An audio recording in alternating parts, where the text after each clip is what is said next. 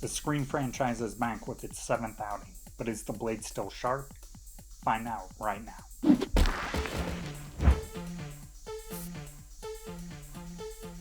Welcome to Rest of Reviews. My name is Daniel. Today I'm going to be reviewing the slasher sequel, Scream 7. It's directed by Kevin Williamson, stars Neve Campbell, Courtney Cox, Isabel May, Mason Gooding, and Joel McHale. Scream 7 arrives after some behind-the-scenes shakeups with the series, which led to a lot of controversy surrounding it. Campbell is back as the ultimate final girl Sydney after sitting out the 6th film due to a pay dispute. Her return, however, just feels like an attempt to cover up a huge Melissa Barrera and Jenna Ortega-sized hole for the franchise. The series had been building an arc with the Sam and Tara Carpenter characters, who Barrera and Ortega played. All of that is being left in the rear view now. The abandonment of that story is just the start of Scream 7's issues, though. While the sequel ends up being a decent slasher, it's also easily the weakest entry in the series since Scream 3. Sydney, now going by Sydney Evans instead of Sydney Prescott, is living with her family in a small town called Pine Grove. She runs a coffee shop while her husband Mark, played by Joel McHale, is a police officer. Their little ones are away on vacation, leaving them only with their angsty teenage daughter Tatum, played by Isabel May. Tatum struggles to connect with Sydney since her mom is cagey about her past, despite her story already being in books and movies. Sydney also doesn't seem to trust Tatum's new boyfriend Ben, played by Sam Reckner.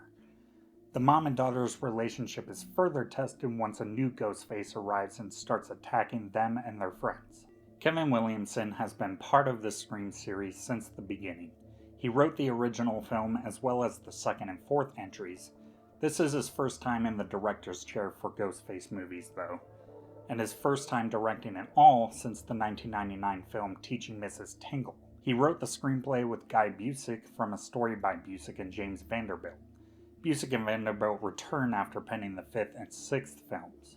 Williamson does a fine enough job directing despite his inexperience behind the cameras. He likes to obscure his Ghostface in shadows and behind tarps and walls, which lends suspense to a few of the scenes.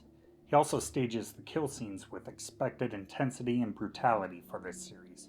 A couple of them are bloody standouts, with one involving someone dangling and another involving a certain liquid. Director Williamson also keeps Scream 7 moving quite well.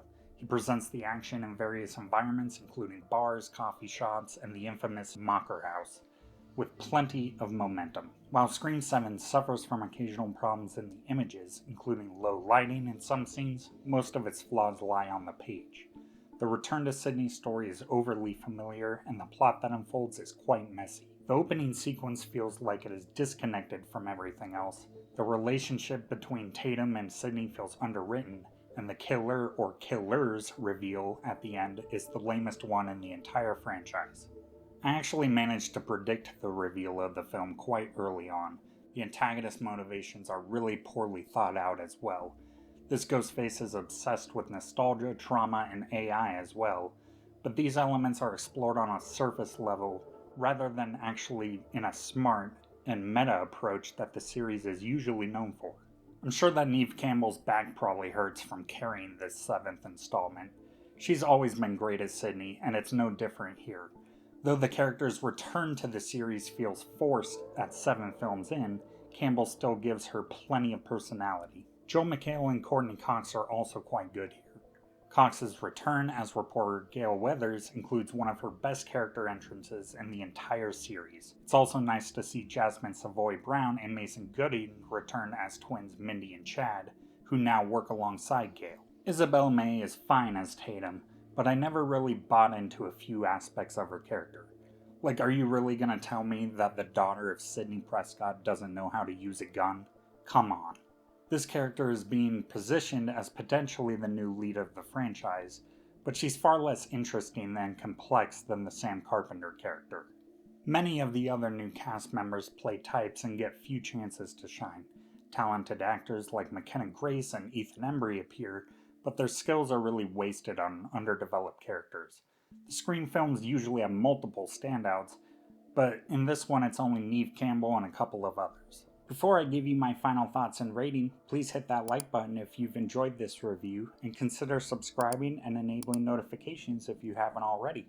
You can also find and follow me on the social media platforms Blue Sky, Letterboxd, Backlog, and Award Expert. Scream 7 feels like a step backwards for the series. Neve Campbell's excellent performance and a few of the scenarios make it worthwhile for fans, but many of the decisions here are overly familiar or disappointing. It's time to let the Sydney character rest and move in new directions with the franchise if this is going to be the lukewarm type of entry we're going to get. I'm giving Scream 7 a 6.25 out of 10 rating. It's decent.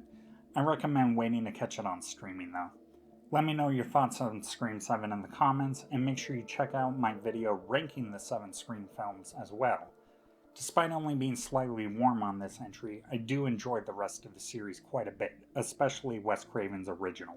Thank you so much for watching this video. You can check out these other videos on Rest of Reviews right now.